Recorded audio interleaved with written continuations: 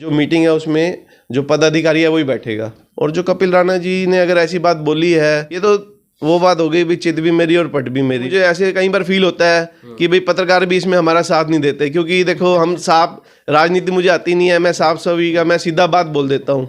Media वहाँ पे allowed होता है, बाकायदा लोकसभा का चैनल बना हुआ है, राज्यसभा का चैनल बना हुआ है, विधानसभा में भी अंदर अलाउड होता है। यहाँ पर ऐसा क्यों नहीं है? क्या सिर्फ पत्रकार जो है सिर्फ एक फ़ोटो खींचने पर मात्र के लिए हैं, एंड में जाएँ फ़ोटो खींच के आ जाएँ? सभी पत्रकार भाई 2 ही पार्षदों की बाइट्स ले रहे थे, बाकी क्या पार्षद नहीं है, बाकियों का कोई हक नहीं है। जो वहाँ मीटिंग में बैठे थे जो सेटिस्फाइड थे उनका कोई राइट नहीं है अपनी बाइट देने का, या जो जोर से बोलेगा सिर्फ उसी का राइट है बाइट देने का। ये मैं हूं नहीं कि मैं भगवान हूँ, मेरे से कोई गलती नहीं हो सकती, हो सकता है मुझसे भी कोई गलती हो जाए, लेकिन मैं उसको ठीक करने के लिए तैयार हूँ। नमस्कार आप सभी को, हाले हरियाणा में आपका एक बार फिर से स्वागत है। मैं हूं आपके साथ पीयूष गुंबर। इस समय हमारे साथ मौजूद हैं घरोंडा नगरपालिका के चेयरमैन हैप्पी लक गुप्ता। करीब करीब 6 महीने हो चुके हैं इस घरोंडा की सरकार को बने हुए।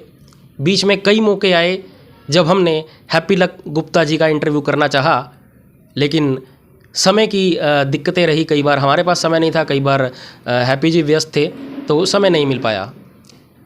आज हम इनसे कई मुद्दों पर जो है बात करेंगे। अभी हाल ही में आपने देखा नगर पालिका की जो बैठक होती है पार्षदों की, वो बैठक भी हुई, उस बैठक से संबंधित भी बात करेंगे। और आगामी इनकी क्या कुछ प्लान्स हैं नगर पालिका को लेकर, घरोंडा को लेकर, उन सब मुद्दों पर बात करेंगे। हमारे साथ मौजूद हैं हैप्पी लक गुप्ता। बहुत बहुत स्वागत है गुप्ता जी आपका। बहुत बहुत धन्यवाद आपका पीयूष जी। देखिए करीब 5-6 महीने हो चुके हैं आपको जो शपथ लिए गद्दी पर बैठे हुए हम कहें, और एक हनीमून पीरियड होता है किसी का भी, तो वो हनीमून पीरियड तो शायद निकल चुका है, ठीक है। तो अब उसके बाद अब मीटिंग भी हो चुकी है एक। सबसे पहले हम बात शुरू करते हैं कि उस मीटिंग में हुआ क्या क्या, क्या मुद्दे थे, क्या कुछ प्लानिंग्स रही, फिर हम आगे बात करते हैं। मीटिंग को लेकर हम बात करना चाहेंगे, मीटिंग में क्या कुछ था? मीटिंग में जो एजेंडा निकाला गया था उसमें तो ये था, सभी 17 वार्डों से जो भी विकास कार्य पेंडिंग थे उनकी डिमांड करी गई थी सभी पार्षदों से। फिर वो नोट करके सभी के काम उसको ऊपर भेजे गए हैं डीएमसी साहब के पास करने के लिए, तो ताकि आगामी जब भी हमें फंड मिलेगा तो हम किसी प्रकार का डिले, बिना किसी डिले के, जो भी प्रेफरेंस लेके जो पार्षदों के काम है, जो फर्स्ट प्रेफरेंस के जितना फंड आएगा उसके अनुसार एलोकेट करके तो उसको जल्द से जल्द शुरू करा पाए। तो कौन कौन से ऐसे कार्य थे जो मुख्य हम मान के चले के रहे हैं, जिनको आपने प्लान आउट किया और ऊपर भेजे गए हैं? मेन जो कार्य है वो तो गलियों वगैरह के ही है। जो गलियां खराब हैं उनको दोबारा से बनवाना, या जो गलियां नहीं बनी हुई जो रह गई थी उनको लेके, मेन तो गलियों के ही है पार्षदों के जो उन्होंने विकास कार्यों में लिखवाए गए हैं, ठीक है। और फिर एक हमें उसमें था सीमा वृद्धि का। जो हमें घरोंडे की सीमा है उसको वृद्धि के लिए हमने आते ही एक बार इनके सेक्रेटरी साहब से डिस्कस करके इनके कह दिया भाई हमने सीमा वृद्धि करानी है, ठीक है। तो उसमें हमने 3200 एकड़ पहले घरोंडा के उसमें आते थे, अब हमने पूरा रेवेन्यू रिकॉर्ड घरोंडे का लगभग ले लिया है, तो उसमें 1300 किले और एक्सटेंड होंगे। अच्छा। तो वो हमने ऊपर भेज दिया है और हमें उम्मीद है सरकार इसको पॉजिटिव करके तो इसको जल्द से जल्द करेगी, तो इससे फ़ायदा होएगा एक तो सभी घरोंडा वासियों को, क्योंकि कुछ समस्याएं ऐसी आ रही थी कि भाई वो म्यूनसिपल लिमिट से बाहर थे लेकिन उनकी वोट भी घरोंडा में ही डलती है, ठीक है। तो उसको करके काफ़ी दिक्कतें थी, तो उसको देखते हुए हमें लगा कि भाई ये कार्य ज़रूरी है। ये भी हमारा एक प्रोजेक्ट था जो हम पहले से लेके चले हुए थे। बाकी और सफाई व्यवस्था को लेके, लाइट को लेके, इस तरह के हमारे अन्य मुद्दे थे जो हमने उसमें मीटिंग में रखे हैं, ठीक है। ये आपने बताया जो दायरा बढ़ाने की बात की, तो इसमें जो कुछ अनअप्रूव्ड कॉलोनियाँ होती हैं वो अप्रूव हो जाएंगी, अब ऐसा रहेगा? नहीं, दायरा बढ़ाने से अनअप्रूव्ड अप्रूव्ड नहीं होंगी, उसके लिए तो जो सरकार का प्रोसीजर है वो तो वही रहेगा। अच्छा। लेकिन कहीं जैसे अब आप देखेंगे इधर अशोका कॉलोनी है, इधर लास्ट में जाके उसमें कुछ एरिया कॉलोनी पड़ती है, वोट भी डलती है घरोंडा की, लेकिन वो एरिया म्यूनसिपल लिमिट से बाहर है कुछ उसका एरिया। अच्छा। तो दिक्कतें ये आ रही थी उसमें, ये नहीं है कि भाई कॉलोनी वो अप्रूव्ड हो जाएगी अंदर लेने से। तो मेरा सवाल वही है कि मतलब दायरे में आने से म्यूनसिपल कमेटी कौन से ऐसे काम है जो वहाँ कर पाएगी अनअप्रूव्ड होते हुए भी? ऐसा है जी, जो हम इसमें अनअप्रूव्ड जो भी एरिया है हम उसको आगे से जब लिमिट में आएगा तभी हम अप्रूव के लिए भी उसको डाल सकते हैं कॉलोनी के लिए। अच्छा अच्छा। तो उसको हम आगे इसके प्रपोजल भेजेंगे जहाँ पे वहाँ पे रेजिडेंस बन चुके हैं, जहाँ ज़्यादा उसमें 50% से अबव हो चुके हैं, उसको हम अपने पार्ट में, पहले तो हम भेज ही नहीं सकते थे जब हमारी लिमिट में ही नहीं था। अब लिमिट में आने से उसको हम प्रपोजल आगे भेज सकेंगे सरकार के पास, उसको भी अप्रूव करा जाए, वहाँ बेसिक फैसिलिटीज़ दी जाए, तो इसलिए मतलब उसको लेना ज़रूरी है। ठीक है। अच्छा, एक कोई पोर्टल भी आ रहा था सुनने में, एक पोर्टल बनाया गया, उसमें डायरेक्ट जो है एक सिटीजन जो अपनी किसी भी रिक्वायरमेंट को डाल सकता है, वो पोर्टल के बारे में बताइए, वो क्या है? एक नगर दर्शन पोर्टल करके लॉन्च करा है सरकार ने। शहरों के लिए नगर दर्शन है और ग्राम के लिए ग्राम दर्शन पोर्टल करके करा है। इसमें आप किसी भी डिपार्टमेंट से रिलेटेड कोई भी समस्या है किसी को, वो आप उस पर अपलोड कर सकते हैं। अच्छा, चाहे किसी भी डिपार्टमेंट से, खाली म्यूनसिपल कमेटी नहीं, आप किसी भी डिपार्टमेंट से रिलेटेड, चाहे पुलिस से रिलेटेड है, चाहे पब्लिक हेल्थ से रिलेटेड है, चाहे आवारा पशुओं का है, उसके अंदर अलग अलग सब हेड्स दिए हुए हैं, सब टाइटल्स हैं, उसमें से आप लॉगिन करके कोई भी, तो उसके बाद जैसे जिस भी डिपार्टमेंट का उसके पास जाएगा, वो उसको देखेगा भाई ये इसकी फिजिबिलिटी है कि नहीं है, ये सही है कि नहीं, उसको चेक करेगा, फिर उस पर जैसे आगे आगामी एक्शन होएगा वो लिया जाएगा। तो उसके लिए तो मुझे लगता है कि जैसे एक सीएम विंडो भी बनी हुई थी, तो सीएम विंडो का एक इन्होंने हम कहें कि एक अलग से ऑप्शन निकाला है। सीएम विंडो तो एक कंप्लेंट है एक तरह से। अच्छा। इसमें आप अपने वर्क, जो भी वर्क है आपको लगता है कि भाई चाहे रिपेयर वर्क है, चाहे पैच वर्क है, चाहे रेड लाइट को लेके है, चाहे सीसीटीवी कैमरे के रिलेटेड है, तो उसको आप डायरेक्ट उस पर डाल सकते हैं, सीधा उसी डिपार्टमेंट के पास चला जाएगा। अच्छा। और उसको फिर जैसे कोई नगर पालिका का है तो नगर पालिका का एमसी भी उसको अप्रूव कर सकता है, हाँ भाई ये सही कार्य है। अच्छा। प्रधान भी कर सकता है। अच्छा। फिर वो सेक्रेटरी के पास चला जाएगा जैसे, तो वो फिर उसकी फिजिबिलिटी चेक करके उस पर कार्य शुरू कर देंगे, भाई क्या है, फिर उसके फंड्स नहीं है तो फंड्स के लिए ऊपर रिक्वायरमेंट डाल देंगे। अच्छा। एक पिछला जब कार्यकाल था नगर पालिका का, आपको शायद याद होगा, एक स्वच्छता ऐप भी लॉन्च की गई थी।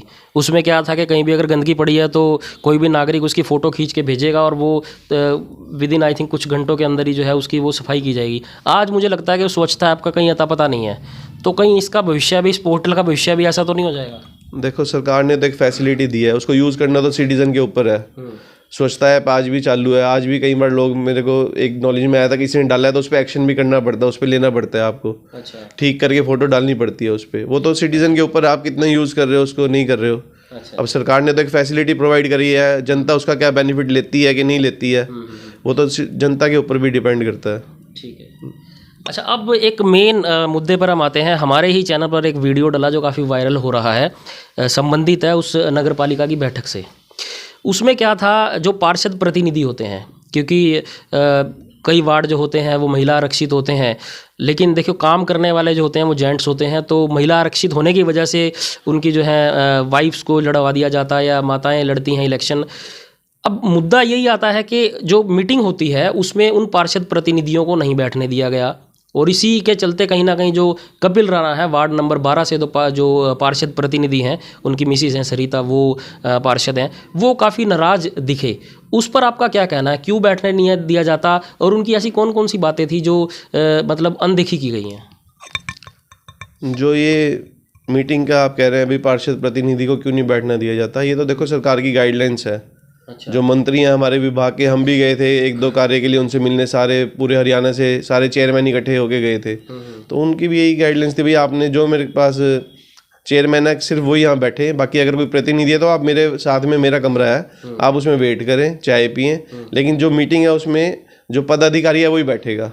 अच्छा। हाँ, ये पीछे सरकार की ही गाइडलाइंस हैं। देखो, जब जनता ने चुन को भेजा है, और उनको तो आजकल सरकार इस पर बड़ा जोर दे रही है, अभी लेडीज़ को आगे आना चाहिए।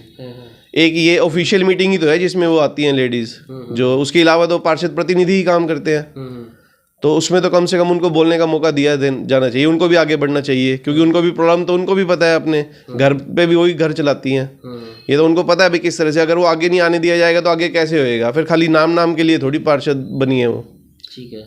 तो ये तो सरकार की गाइडलाइंस है, इसके अनुसार कोई उसको अंदर मीटिंग में, ऑफिशियल मीटिंग में नहीं बैठना दिया जाता, और एक ऑफिशियल मीटिंग ही ऐसी मीटिंग है जिसमें वो आती हैं। ठीक है। इसके अलावा कभी कोई मैंने पार्षद देखी नहीं है, जो लेडीज़ पार्षद है वो कभी आ रही हो काम के लिए, तो बाकी तो हर समय पार्षद प्रतिनिधि काम कराते हैं।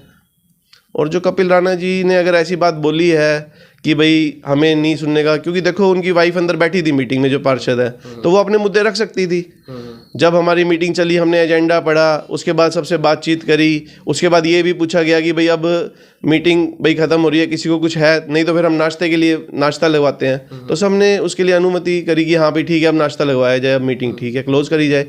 मीटिंग क्लोज होने के बाद ही हमारे जो सेक्रेटरी साहब हैं उनको आगे करनाल जाना था, डीसी साहब के यहाँ सांसद महोदय की मीटिंग थी, उसमें सभी इन्वाइट थे, मतलब सभी को बुलाया हुआ था, कुछ काम के रिगार्डिंग थी, तो सेक्रेटरी का जाना जरूरी था, बुलाया मुझे भी हुआ था, लेकिन मैं नहीं गया क्योंकि मेरे पार्षद सभी यहीं पे बैठे थे, मीटिंग थी, मैंने यहाँ करा, उनके साथ मैं यहीं पे रहा, मैंने मीटिंग में नहीं गया, इन्हीं की वजह से, पार्षदों की वजह से। और पार्षद प्रतिनिधि देखो रोजाना ही आते हैं कमेटी में, कोई ये तो है नहीं भाई उसी दिन आए थे खाली वो, और काम रेगुलरली वो मिलते भी रहते हैं जिनसे उनका काम है। अगर फिर भी मैंने उनको विश्वास दिलाया था, अगर फिर भी कोई काम रहता है उनका, कोई नहीं है तो मैं कराऊंगा बैठ के, उसमें इतनी दिक्कत होनी नहीं चाहिए सिर्फ एक दिन की वजह से कि भाई रोजाना जो कपिल जी हैं वैसे रोजाना ही कमेटी में आते हैं, या कोई भी पार्षद है वो आता ही है, और वो रोजाना अफसरों से मिलते भी हैं। इसमें कोई ऐसा मुद्दा नहीं है कि भाई उसी दिन सारी बातें कहनी थी, पहले भी वो कहते रहते हैं, आपने पहले भी देखा होगा ना, कोई ये नहीं है कि भाई उसी दिन वो मीडिया के सामने आए, वैसे भी वो उनके जो मुद्दे हैं वो करते रहते हैं, उनको उठाते भी रहते हैं। चलो उठाना भी चाहिए मुद्दे जो भी है, इसमें कोई बुराई नहीं है, अपने मुद्दे उठाए। बाकी अगर फिर भी उनको लगता है भी कोई सेक्रेटरी के पास उनकी बातचीत नहीं होती तो मैं हूँ बीच में। मैंने उनको उस दिन भी विश्वास दिलाया कि चलो आज उनको जल्दी थी, कल मिल लेना, परसों मिल लेना, बैठ के मैं बैठ जाऊँगा साथ में, अगर कोई आपके मुद्दे हैं तो मैं आपके सोल्व करा दूंगा। सरिता जी ने एक पॉइंट और उठाया इसमें कि वो साइन पहले करवा लिए जाते हैं, वो क्या चीज़ थी? देखो ये तो मुझे भी नहीं पता, ये तो शुरू से ही ऐसे प्रक्रिया चलती आ रही है। जब मीटिंग में आगे बैठते हैं पार्षद, एक तभी की तभी रजिस्टर में उनका एक तरह से हाजिरी होती है, ये इस पर साइन कराए जाते हैं। भाई देखो दो बातें आ रही है ना, या तो सिर्फ अटेंडेंस है फिर तो चलो कोई बात नहीं पहले हो जाए, लेकिन अगर वो साइन उस चीज़ के लिए, रजामंदी के लिए भी ये मुद्दे पर आपकी अप्रूवल है तो वो अलग चीज़ है। देखो इसका तो ज़्यादा तो सेक्रेटरी बता पाएंगे, मैंने उनसे करे था इस विषय में, कहता यही प्रक्रिया है, ऐसी चली आ रही है। अच्छा। इसके बारे में और भी क्लैरिटी है तो देखो सेक्रेटरी साहब दे सकते हैं। और मीटिंग में आने के बाद एक बार अटेंडेंस, क्योंकि कोरम पूरा करना जरूरी होता है, तो उसमें अटेंडेंस नहीं लगेगी जब तक अगर कोई पार्षद आएगा बाद में वो साइन ही ना करके जाए, तो कल को हो जाए भाई कोरम ही नहीं पूरा हुआ। जब कोरम पूरा होएगा तभी मीटिंग स्टार्ट करनी होती है। तो ये तो एक प्रक्रिया है जो मुझे बताई गई है भाई, ये एक प्रक्रिया है। और जैसे कि भाई आगे अटेंडेंस एक तरह से लगानी होती है, और मुद्दे पे अगर आपको ऑब्जेक्शन है किसी पे, वो तो हाउस में पूछते हैं भाई, अगर कोई ऑब्जेक्शन है तो आप डाल दो भाई ऑब्जेक्शन, वो उसमें लिख देंगे प्रोसीडिंग में भाई इस पे ऑब्जेक्शन है। वो तो जो हमने मुद्दे उठाए, जो विकास कार्य रखे, सबने सहमति जाई तो ठीक है, वो पास हो गए। अगर किसी मुद्दे पे आपने अनुमति नहीं देनी है तो आप उस पर कह सकते हो भाई मुझे इससे दिक्कत है, भाई मैंने ये नहीं पास कराना, तो वो रिजेक्ट हो जाएगा मीटिंग में। ठीक है जी। तो देखिए यहाँ पर एक बात जो मुझे समझ में आई मोटी मोटी निकल के, सरकार भी कहीं ना कहीं ये चाहती है, क्योंकि अब जैसे पिछले पंचायत के इलेक्शन हुए उसमें भी एक मुद्दा आया कि 50% जो है महिलाओं को आरक्षण दिया जाए।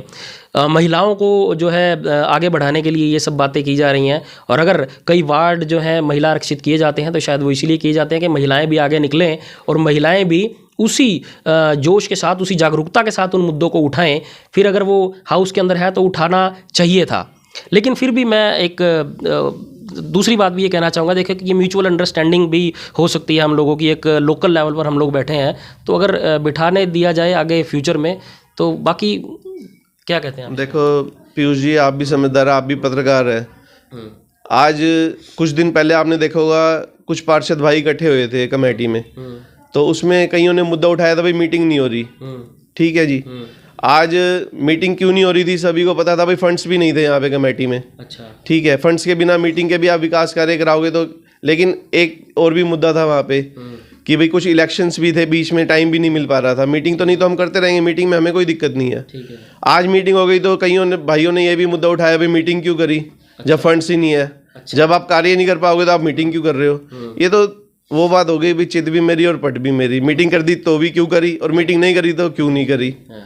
तो मतलब ये चीज़ें शहर के लिए अच्छी नहीं है। अगर कोई इसके अंदर राजनीति कर रहा है या करवा रहा है कोई पीछे से, भाई पहले भी वो चाहते हैं भाई एक साफ सुथरी इमेज की अब सारी टीम बन के आई है, भाई इनको परेशान करना है, पहले की तरह चलाना है। तो ये मैं नहीं चाहता भाई, एक शहर के लिए अच्छी चीज़ है। हमें भी अब पूरे शहर से सब कई चेयरमैन के लिए खड़े हुए थे। अगर मैं आज ये सोचूं भाई इसने मेरे साथ ऐसे करा, इसने मेरे साथ ऐसे करा, और मैं इसका काम रोक दूं, तो ये अच्छी बात नहीं है किसी के लिए। हमारा तो मोटिव एक ही है भाई, सारा शहर अपना है, जिसने भी वोट दिया वो भी अपने, जिसने नहीं दी वो भी अपने हैं। तो हम तो बिना किसी भेदभाव के जो कार्य करा रहे हैं शहर में, आप देख रहे होंगे जैसे जहाँ पे भी कार्य शुरू हुए हैं, तो हम तो एक इच्छा से है भाई वो कार्य अच्छे ढंग से हुए।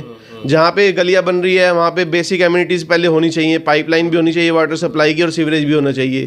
तो हम तो एक चीज़ लेके चल रहे हैं भाई, अगर फिर भी कहीं समस्या आती है, कहीं मजबूरी है भाई, अभी लगता ही है भाई अगले 6 महीनों में भी ये काम नहीं हो सकता, फिर तो हमारी भी मजबूरी है, चलो भाई वहाँ पे गली बनवाना है। लेकिन कुछ लगता है मुझे, ऐसे कई बार फील होता है कि भाई पत्रकार भी इसमें हमारा साथ नहीं देते, क्योंकि देखो हम साफ, राजनीति मुझे आती नहीं है, मैं साफ सभी का, मैं सीधा बात बोल देता हूँ। अब आपने मीटिंग में भी देखा होगा, जैसे सिर्फ मेरे 2 ही पार्षद भाई थे, एक अमन जोशी था, एक कपिल राणा पार्षद प्रतिनिधि थे, जिनको थोड़ी सी दिक्कत रही, बाकी उन्हीं की बाइट सब मीडिया वालों ने लेके चलाई। बाकी जो 14 पार्षद और वहाँ बैठे हुए थे उनको किसी ने नहीं पूछा, ना किसी ने बताया कि भाई तुम उनसे भी पूछ लो भाई तुम सेटिस्फाई हो कि नहीं हो मीटिंग से। कुछ मुझे इसमें भी लगता है कि भाई पत्रकार भाइयों को भी थोड़ा साफ उससे काम करना चाहिए, भाई सभी की लेना चाहिए। ये नहीं कि भाई चलो ठीक है मैं कहता हूँ सबकी लो, जो नाराज है उनकी भी लो और जो फेवर में उनकी भी लो। ऐसा नहीं करना चाहिए कि भाई सिर्फ दो ही, आपने देखा होगा मीडिया में भी जो बाइट चल रही है सिर्फ दो ही, एक पार्षद है एक पार्षद प्रति, उन्हीं दो की बाइट चल रही है। देखिए हम अपनी अगर बात करें, इसीलिए हम आज आपके पास आए हैं कि दोनों तरफ का पक्ष दिखाया जाए। वो वीडियो काफ़ी ज़्यादा वायरल हुआ, हमारे पास कई लोगों के फ़ोन कॉल्स भी आए, तो इसीलिए आपका पक्ष जानना भी ज़रूरी था और भी बहुत सारे सवाल थे जो आपसे पूछने थे, इसीलिए हम आए हैं। ये फंड्स की बात अक्सर होती है, फंड्स नहीं है, इसका क्या कारण है? क्या नगर पालिका के अर्निंग सोर्स पहले से कम हो गए हैं? क्या रीज़न है? फंड्स कहाँ गए? पहले ऐसा था फंड्स ऊपर से आते थे काफ़ी मात्रा में, यूएलबी से ही आते थे, एलोकेट होते थे सब कमेटीज़ को। लेकिन पिछले कुछ समय से आप देख रहे हैं भाई सरकार के पास भी कोरोना करके थोड़ा दिक्कत आ रही है फंड्स के बारे में। तो हमारे जब हम बन के गए थे सबसे पहली बारी मुख्यमंत्री जी के पास, उन्होंने ये कहा था भाई सब कमेटीज़ के हमारा यही अनुरोध है भाई हम तो चलो करेंगे फंड अरेंज, लेकिन अपने पैरों पे खड़े हो। आपके जो डेवलपमेंट चार्जेस हैं जहाँ पे भी शहर में जिससे इनकम बढ़ सकती है आप वो इकट्ठा करो, आप अपने पैरों पे खड़े हो ताकि आप अपने कार्य स्वयं कर सको, आत्मनिर्भर बनो। मुख्यमंत्री जी की ये आवाज़ थी। तो ऐसा कुछ नहीं है कि भी पहले से फंड्स कम हुए हैं या कुछ हुआ है, लेकिन पीछे से ग्रांट की जो बात है कुछ सरकार को भी समस्याएं हैं, लेकिन वो आगे धीरे धीरे जैसे जैसे सोल्व होगी तो फंड्स आएंगे भी ऊपर से। मेन तो हमारा सोर्स ऑफ इनकम सरकार ही है, सरकार से ही फंड आते हैं जो मेन पार्ट है। बाकी तो यहाँ पे हाउस टैक्स है थोड़ा सा मात्रा में, डेवलपमेंट चार्जेस है वो कोई कमी देना चाहता है जब तक उसको जरूरत ना हो उस चीज़ की, भाई आपको रजिस्ट्री करानी है, उसके बिना वो कोई अगर हम किसी को कहेंगे तो वो देना नहीं चाहता है। उसमें फिर पार्षद का भी यही रहता है भाई आप रहने दो प्लीज़, भाई रहने दो, क्योंकि पार्षद को भी सारा अपना देखना पड़ता है सिस्टम। तो इसलिए मतलब सोर्स ऑफ इनकम तो मेन डेवलपमेंट चार्ज ही है जो आएगा। ठीक है। अच्छा, एक ये बात तो रही कि पार्षद प्रतिनिधियों को अंदर नहीं अलाउड किया गया। दूसरा हम बात करेंगे मीडिया को लेकर। आप ये देखिए लोकसभा में जब सदन वहाँ बनता है, सेशन चलता है, मीडिया वहाँ पे अलाउड होता है, बाकायदा लोकसभा का चैनल बना हुआ है, राज्यसभा का चैनल बना हुआ है, विधानसभा में भी अंदर अलाउड होता है। यहाँ पर ऐसा क्यों नहीं है? यहाँ पर मीडिया वालों को ड्यूरिंग दैट कन्वर्सेशन जो है वो अंदर चल रही होती है मीटिंग, उसमें क्यों अलाउड नहीं किया जाता? काफ़ी फील होता है वहाँ पर भी। क्या सिर्फ पत्रकार जो है सिर्फ एक फ़ोटो खींचने पर मात्र के लिए हैं, एंड में जाएँ फ़ोटो खींच के आ जाएँ? आपका क्या कहना है? क्या ऐसा होना चाहिए? पत्रकारों को भी अंदर अलाउड किया जाना चाहिए? इसके बारे में जो मेरी सेक्रेटरी साहब से बात हुई थी तो पहले से ही ऐसे ही होता आ रहा था। इन्होंने कहा कि भाई पत्रकार भाई को हम बाद में बाइट्स देते हैं ताकि मीटिंग के बाद ही होता है, शुरू से ऐसे ही होता आ रहा है। बाकी ऐसी कोई बात है मेरे नॉलेज में आई है, आगे डिस्कस करेंगे सेक्रेटरी साहब से भाई क्या ऐसा प्रोविज़न है कि भाई ये क्यों नहीं आते भाई हमारे अंदर। यार शुरू से कई चीज़ें होती आ रही हैं, तो इन्हीं चीज़ों के लिए तो जो है सरकारें भी चेंज होती हैं कि जो पुरानी चीज़ें चली आ रही हैं नई नई चीज़ें बने। लॉ मेकर्स तो आप लोग ही बनेंगे यहाँ लोकल बॉडी में। और दूसरी बात यह है कि मुझे नहीं लगता, देखिए जो अलग अलग वार्ड से जो एमसीज चुन के आए हैं, जिन लोगों ने उनको वोट दिए हैं, एटलीस्ट उनको पता तो चले हाउस में बैठ के वो उनकी आवाज़ उठाते भी हैं या सिर्फ बाहर सोशल मीडिया पर ही सिर्फ जो है हम कहें कि नंबर बनाते हैं, अंदर भी बात करते हैं कि नहीं करते। तो वो पिक्चर्स तो पब्लिक के सामने आनी चाहिए ना, इसलिए तो कुछ ना कुछ तो इसका सोल्यूशन होना चाहिए।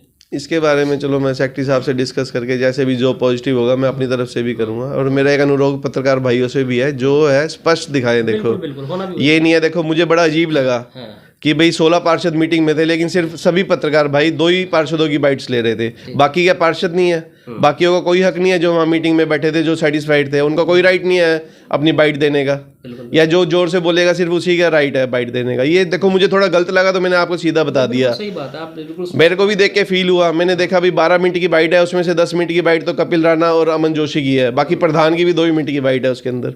बड़ा अजीब सा लगा। और एक बार न्यूज़ पेपर में भी कई भाइयों ने लिखा, एक भाई ने तो यही लिख दिया भाई कपिल राणा और चेयरमैन की बहस हुई। मुझे तो लगता नहीं है कब बहस हुई, आप भी वहीं पे मौजूद थे और भी पत्रकार भाई थे, मुझे कहते भाई बहस हुई। उनको अफसर के प्रति रोष था, वो उन्होंने बोला। उन्होंने तो बल्कि ये तक कहा भाई अफसर चले गए लेकिन हमारे चेयरमैन यहीं पे है। और मुझे लगता ही नहीं भाई एक भाई को कहाँ से लगा भाई उसके बीच मेरे और कपिल राणा के बीच में बहस हुई। बड़ा अजीब लगता है कई बार ये चीज़ें देखते हुए। भाई एक साफ सुथरी, मुझे कोई दिक्कत नहीं है अगर कोई मेरे खिलाफ भी बोल रहा है आप छापो उसको, लेकिन तब बड़ा अजीब लगता है कि भाई जब इसको दूसरे वे में छापा जाता है। मुझे रीज़न नहीं पता क्या है, क्योंकि देखो मुझे इतना राजनीति आती नहीं है, हम तो एक काम करने में विश्वास रखते हैं। मैं बार बार आगे आपसे भी ये अनुरोध करूंगा, सभी भाइयों से भी अनुरोध करूंगा, भाई सही जो बात है वो जनता के सामने पेश होनी चाहिए। और जो मेरी भी कमी है तो मुझे बताओ, ताकि मैं भी उसको दूर करूँ। ये तो मैं हूँ नहीं कि मैं भगवान हूँ, मेरे से कोई गलती नहीं हो सकती। हो सकता है मुझसे भी कोई गलती हो जाए, लेकिन मैं उसको ठीक करने के लिए तैयार हूँ। मेरे मन में कोई ऐसी भावना नहीं है कि भाई मैं इसका भेदभाव लेके चलूँ, भाई इसका कर दूँ, इसने मुझे वोट नहीं दी तो मैं यहाँ पे काम ना करूँ। अपने यहाँ तो बिल्कुल साफ स्ट्रक्चर, जहाँ पे जरूरत है वहाँ पे काम करो। मैं 5 वार्ड में गया था, एक भाई साहब मिले मुझे वहाँ पे, मुझे पता था इन्होंने भाई मुझे वोट नहीं दी है और बिल्कुल खिलाफत करी है, लेकिन उन्होंने मुझे कहा भाई साहब मेरे यहाँ प्लास्टिक की पाइप डली हुई है, मेरे यहाँ भी आप पाइप आई हुई है तो आप वाटर की पाइप डलवा दे प्लीज़। मैंने 1 सेकंड नहीं लगाई, मैंने वहीं पे एसडीओ साहब थे, जेई साहब थे, मैंने कहा इनकी भी पाइप डाल दी जाए, क्योंकि मेरे मन के अंदर ऐसी कोई प्रतिभावना नहीं है कि मैं उससे बदला लूँ। हमें तो यह है जो आज नहीं साथ है कल को क्या पता वो मेरे साथ खड़े हो। मेरा तो यही है भाई, जहाँ जरूरी है, नेसेसिटी है, वहाँ पे काम होना चाहिए, चाहे वो मेरे साथ थे चाहे नहीं थे। तो देखिए सभी सवालों का पूरी स्पष्टता से जवाब दे रहे हैं हैप्पी लक गुप्ता। अभी एक छोटे से ब्रेक के लिए हम रुकते हैं, ब्रेक के बाद वापस आपके पास पहुंचेंगे। हमारे साथ घरोंडा नगर पालिका के चेयरमैन हैं हैप्पी लक गुप्ता, कुछ और सवालों पर इनसे बात करेंगे।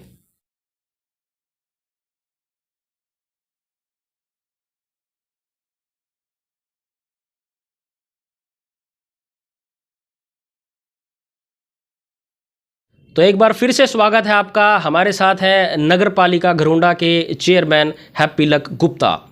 आपने पहले देखा कि किस तरह की बातें जो हमारे बीच चली, अब वार्तालाप को आगे बढ़ाते हैं। हैप्पी जी, इससे पहले जितने भी चेयरमैन बने वो एमसीज के थ्रू बनते थे और उसमें कहीं ना कहीं आपके परिवार का इन्वॉल्वमेंट रहता था उन चेयरमैन को बनाने में। आप पहले नगर पालिका के चेयरमैन हैं, पहले चेयरमैन हैं जो पब्लिक ने डायरेक्ट चुन के भेजा है। क्या कुछ कहना चाहेंगे इस सारे मुद्दे पर? ये ठीक था इस तरह का चुनाव होना, ये जो एक चेंज लाया गया, इस पर आप क्या कहेंगे? जो ये सरकार ने अब डायरेक्ट चुनाव कराया है चेयरमैन का, ये बहुत ही अच्छी पहल है हमारी सरकार की, क्योंकि इससे जो आम आदमी है उसको डायरेक्ट मौका मिल गया। आप किसको चेयरमैन चुनना पसंद करते हैं? पहले तो आप लिमिट देते हैं एमसी तक, फिर एमसी कल को कहाँ जाके किस प्रधान के लिए वोट करते हैं, उनको क्या पसंद है, कौन से प्रधान में वो इंटरेस्ट दिखाते हैं, तो वो पहले ऐसे होता था भी लोग उस एमसी तक ही सीमित रहते थे। अब ये सरकार ने जो मौका दिया है डायरेक्ट उसको जनता को मौका दिया है, भाई कल को आप ये नहीं कह सकते भाई ये चेयरमैन जो बना है भाई हमारी पसंद से नहीं बना है या फिर कोई और दिक्कत आई है, तो ये आप डायरेक्ट चुन सकते हैं अपना चेयरमैन। ये बहुत ही अच्छी पहल है हमारी सरकार की। बट फाइट बड़ी नेक टू नेक चली। चलो अच्छी बात है, मैं कहता हूँ नेक टू नेक, लेकिन एंड में रिजल्ट जो जनता ने चाहा वैसे ही हुआ। अच्छी बात है, देखो फाइट करेंगे। अब जितने भी कैंडिडेट्स खड़े थे, जीतना तो एक नहीं था। अब ये जनता ने और ऊपर वाली माता रानी ने हमें मौका दिया है शहर के लिए कुछ करने का, तो हम अपनी तरफ से कोई कसर नहीं छोड़ेंगे काम करने में। ठीक है जी। अब जनता कहीं ना कहीं देख रही है वाइस प्रेसिडेंट को, 6 महीने करीब बीत चुके हैं, वाइस प्रेसिडेंट को लेकर अभी क्या कुछ चल रहा है? जो वाइस प्रेसिडेंट का चुनाव की डेट आई थी उस टाइम स्थगित हो गया था, एसडीएम साहब को कहीं जाना पड़ गया था, तो अब फिर 6 महीने शायद होता है उसमें, तो उसके अब 6 महीने पूरे होंगे तो उस तक एक बार चुनाव होगा इसका वाइस प्रधान का, जल्दी चुन लिया जाएगा। ठीक है। अच्छा, एक हर्बल पार्क को लेकर एक सवाल है। हर्बल पार्क में जब भी कुछ डेवलपमेंट करवाना होता है तो म्यूनिसिपल कमेटी करवा देती है, लेकिन कभी कोई और मुद्दा आता है उसकी देख रेख का या किसी और चीज़ का, तो फिर बात ये बोली जाती है कि वो तो फॉरेस्ट डिपार्टमेंट के अंडर आता है, उसमें हमारा कोई लेना देना नहीं है। ऐसा क्यों? ऐसा इसलिए है पीयूष जी, क्योंकि जो डेवलपमेंट का कार्य है उसकी तो उनसे फॉरेस्ट से एनओसी लेके एक बार कार्य वो कराया जाता है जो शहर के हित के लिए हो। उसके लिए पहले एनओसी लेनी पड़ती है उनसे, तो उन्हीं की एनओसी आने के बाद ही हम कार्य करा सकते हैं, कोई भी डेवलपमेंट काम करा सकते हैं। और जो मेंटेनेंस की बात है, या तो फॉरेस्ट डिपार्टमेंट उसको हमारे अंडर दे या फिर हमें एनओसी दे, ताकि हम उसका अलग से एक स्टाफ का टेंडर लगा सके, माली का, वहाँ पे चौकीदार का, तब हम वो करा सकते हैं। लेकिन ऑफिशियली हम नहीं, वो फॉरेस्ट के अंडर ही है, उन्हीं को वो सुविधा मिली हुई है, वही अपना गार्डनर है उनका वहाँ पे, वही वो सफाई करता है, वही वहाँ पे झाड़ू, उन्हीं की जिम्मेवारी है ये। अगर वो हमें एनओसी कल को मेरे विषय में बात कई बार आई है, लेकिन इसके लिए भी हम पॉजिटिव हैं, तो मैं विधायक जी से भी डिस्कस हुई थी इस बारे में, उन्होंने हमें आश्वासन भी दिया है, तो हो सकता है, उम्मीद है हमारी आगे ये हम उनसे एक एनओसी लेके यहाँ पे मेंटेनेंस का भी काम हम ही अपने अंडर ले लें, फिर ऐसी कोई समस्या नहीं आएगी। ठीक है। एक पुराना लड़कियों का स्कूल था जिसे तोड़ दिया गया, अब करीब 2-2.5 साल हो चुके हैं, वहाँ पे खाली प्लॉट पड़ा हुआ, डंपिंग यार्ड बन चुका है एक किस्म से, अगर आपने देखा होगा। और वो काफ़ी डिले हो रहा है वो प्रोजेक्ट। उस पर मिनी मॉल को लेकर एक प्रोजेक्ट की बात हुई थी, उसमें क्या देरी है अभी, क्या कुछ कब तक होगा? वो भी जैसे ही हमने चार्ज संभाला था तब से हम उसके पीछे पड़े हुए हैं। हमने ये फाइल चालू करा दी है। ये फाइल डीएमसी के पास गई थी, वहाँ से भी ऑब्जेक्शंस लग के आई थी। अच्छा। ये भी एक बड़ा प्रोजेक्ट है, इसके लिए पहले फिर वही कहना चाहूँगा भाई, एक तो फंड्स के लिए भी चाहिएगा। इसके लिए 10 करोड़ प्लस का प्रोजेक्ट है। यहाँ पे जो शॉपिंग मॉल बनना है, बेसमेंट में पार्किंग बननी है इसमें, तो ये एक बड़ा प्रोजेक्ट है। इसके लिए फंड्स की भी समस्या। बाकी जो फाइल में टेक्निकल कमीज थी वो मैं दूर कराने लग रहा हूँ। वो जो हमने एक बार फाइल डीएमसी तक भेजी थी, वहाँ से कुछ ऑब्जेक्शंस लग के आई थी, इसके अंदर 18-20 ऑब्जेक्शंस थी, वो मैंने सारी करेक्ट करा के दोबारा से फाइल अब डीएमसी साहब के पास भेज दी है। तो उम्मीद है इसको जल्दी चलाएंगे। बाकी एक प्रपोजल और भी हमारे माइंड में आया था, अगर फंड्स नहीं अरेंज होते तो हम सोच रहे हैं कि भाई इस पे लोन लेके, अगर कोई ऊपर से अनुमति मिल जाती है तो लोन लेके इसको हम तैयार करा दें, शुरू कराएं इसको काम को जल्द से जल्द। तो हैप्पी जी, बैंक तो लोन गारंटी के बेस पे देगा, इसका गारंटर कौन बनेगा? वो तो सरकार की तरफ से ही आएगा, जो हम ऊपर से उनसे परमिशन लेंगे वो तो सरकार ही गारंटी देगी इसमें। अच्छा। चलिए, अब मैं बात करना चाहूँगा रेलवे रोड को लेकर। रेलवे रोड पे आप देखिए गड्ढे ही गड्ढे हो चुके हैं और काफ़ी लंबे समय से जो है दिक्कतों का सामना कर रही है जनता। ये कब तक ठीक हो जाएगा? ये डिपार्टमेंट वैसे पीडब्ल्यूडी के अंडर आता है, लेकिन फिर भी हमने इसकी विधायक जी से हम टच में है इसमें, उन्होंने ये फाइल चलाई हुई है। ये इंटरलॉक टाइल की पास हो चुकी है फाइल, ये ऊपर गई हुई है, फाइनल स्टेज पे है ये भी जल्द 1-2 महीने में इसका काम शुरू हो जाएगा। बल्कि हमने तो इन बिटवीन जो ये पैचेस थे, इसके अंदर ये पैचेस का काम शुरू कराया है ताकि भाई कुछ ना कुछ रिलैक्सेशन इसमें मिले। जो गहरे गड्ढे थे उनमें हमने सारे पूरे रेलवे रोड पे, और इसको खुद सुपरवाइज करा हमने। ये आपने शायद देखा भी होगा, पीछे एक जगह जहाँ रेलवे स्टेशन के पास ये पैच लगा रहे थे, वहाँ पे बिना किसी सफाई के ऐसे ही सारे पैचेस लगाए जा रहे थे। हमने वहाँ पे ऑब्जेक्शन करा, फिर विधायक जी की नॉलेज में डाला, उन्होंने एससी साहब से बात करी, और तभी अगले दिन से फिर वो सारे दोबारा से बिल्कुल सफाई सही तरीके से फिर इन्होंने पैचेस भरे। ठीक है, आपका निवास भी रेलवे रोड पर ही है। यहाँ पर एक सबसे बड़ी समस्या ये आ रही है, जो डिवाइडर आपने देखे होंगे, डिवाइडर के बीच में बहुत से लोग गाड़ियाँ पार्क कर जाते हैं, जिसकी वजह से कई बार दुर्घटनाएं हुई हैं। जो 2 व्हीलर्स वाले हैं वो गिरे हैं। उसको लेकर आप लोगों ने कुछ प्लान किया है? इसको लेकर हमने ये विषय मीटिंग के बीच में भी रखा था अभी। इस पे भी काफ़ी डिस्कशन हुआ वहाँ पे, और हेल्दी डिस्कशन हुआ। सबने इसके लिए अपनी एप्रिसिएशन दिखाई है। इन्होंने हमने ये बात रखी थी भाई, शहर में पूरी रेलवे रोड पे, रायपुरा रोड पे और शहर के मेन बाज़ारों में काफ़ी अतिक्रमण है, जहाँ पे आने जाने वाले को काफ़ी दिक्कत होती है। आप देख रहे होंगे जो दुकानदार हैं उन्होंने सामान काफ़ी बाहर तक रखा हुआ है। हम समय समय पर वहाँ पे जाते भी हैं, देखते भी हैं, स्टाफ को भी भेजते हैं, चालान भी कर, लेकिन फिर कुछ समय के लिए लोगों को देखो, इसमें प्रशासन और जनता दोनों का ही सहयोग चाहिए। बिल्कुल। इसके लिए जो हम तो देखो समझा ही सकते हैं, सब अपने भाई हैं यहाँ पे भी। अब बार बार किसी को जाके आप चालान करोगे वो भी ठीक नहीं है, तो उनको भी समझना चाहिए। हम सबसे हाथ जोड़ के यही विनती है कि भाई अपना सामान अब आप अपनी दुकान के अंदर रखें। जो दुकान के आगे की जगह है वो आप, जो आपके पास ग्राहक आ रहा है उसके लिए सुनिश्चित करें भी वहाँ पे वो आके आराम से अपनी व्हीकल को पार्क कर सके। ताकि आप देखते हैं, मैं भी कई बार देखता हूँ किसी को दुकानदार के पास जगह नहीं मिलती तो वो आगे चला जाता है, तो इसमें उसी का नुकसान होता है हमारे भाई का। तो मेरे उनसे अपील है भी आप अपने आगे की दुकान का सामान सारा अंदर रखें और अपने आगे की जगह खाली रखें, ताकि जो आपके पास ग्राहक आ रहा है वो आपके पास आराम से आगे अपना सामान खरीद सके। और ये डिवाइडर के बीच में जो ये गाड़ियाँ खड़ी होती हैं, ये समस्या हम भी देखते आते हैं। इसके बारे में भी हमारी डिस्कस हुई है, सेक्रेटरी साहब से भी हुई है, तो विधायक जी से भी हुई है। इसके लिए भी कोई ना कोई एसडीएम साहब की नॉलेज में डाल के, डीएसपी साहब की नॉलेज में, कोई भी जो यातायात नियम के तहत कोई कार्रवाई हो उसके लिए भी हम अप्रोच करेंगे, ताकि शहर वासियों को दिक्कत ना होए। एक नाइट स्वीपिंग काफ़ी समय से बंद है, वो दोबारा चालू की जाएगी? ये जो मीटिंग थी हमने, इसमें वो भी एक एजेंडे में एक पार्ट ये भी शामिल था हमारा, जो नाइट स्वीपिंग थी उसको दोबारा से, उसके लिए अनुमति डीएमसी साहब से लेके उसका टेंडर लगाया जाए। अगर ऊपर से अनुमति आ जाएगी तो इसका टेंडर फिर लगाया जाएगा। ठीक है, बहुत बहुत धन्यवाद हैप्पी जी आपका। तो ये आप देख रहे थे आज हमारे साथ हैप्पी लक गुप्ता, जो कि नगर पालिका घरोंडा के चेयरमैन हैं। उनसे हमने कई विषयों पर बातचीत की है। हो सकता है बहुत से सवाल रह गए हों जो हमारी लिस्ट में ना हो, बहुत से सवाल आप लोगों के जहन में हो, तो आप इस वीडियो के नीचे कमेंट सेक्शन में वो कमेंट ज़रूर कीजिएगा, ताकि फ्यूचर में फिर कभी जब भी हम इनसे मिलें तो वो आपके सवाल जो हैं उनके जवाब हम इनसे ले पाएँ। एक बात जो सबसे बड़ी निकल कर आई, हैप्पी जी ने जो सबसे क्लियर एक बात बोली, जो अतिक्रमण है, दुकानदारों को खुद कहीं ना कहीं इस चीज़ पर एक सोचना होगा और एक अच्छे नागरिक की पहचान जो है वो करवानी होगी। अब देखिए, इतना सारा सामान आप लोग अपनी दुकानों के बाहर रख देते हैं, उससे कितने लोगों को प्रॉब्लम्स होती है। अगर किसी ने इमरजेंसी में अपनी गाड़ी लेकर निकलना हो, बाज़ारों में देखें नहीं निकल सकता है। तो हमारी भी आप लोगों से यही अपील है कि इस पे आप लोग खुद सोचिए, आप एक अच्छे नागरिक हैं और इसका परिचय दीजिए।